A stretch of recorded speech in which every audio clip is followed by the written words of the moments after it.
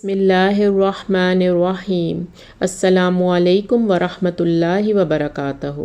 حضرت ابو درداء رضی اللہ تعالیٰ عنہ سے روایت ہے، انہوں نے فرمایا، جس نے صبح اور شام کے وقت 7 بار یوں کہا، حسبی اللہ لا الہ الا ہو علیہ توکلت وہو رب العرش العظیم، اللہ تعالیٰ اس کی پریشانیوں میں اس کی کفایت فرمائے گا۔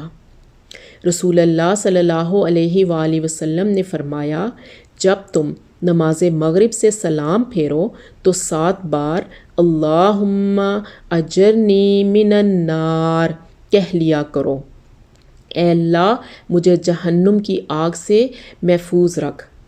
اگر تم یہ کہہ لو اور اسی رات مر جاؤ تو تمہارے لیے جہنم سے بچاؤ لکھ دیا جائے گا، اور جب صبح کی نماز پڑھ چکو تو اسی طرح کہہ لیا کرو، اگر تم اس دن میں مر گئے تو تمہارے لیے جہنم سے بچاؤ لکھ دیا جائے گا۔ اللہ سبحانہ تعالیٰ سے دعا ہے کہ اللہ تعالیٰ ہم سب کو صبح شام ان تسبیحات کو پڑھنے کی توفیق عطا فرمائے، آمین۔ جزاک اللہ خیر۔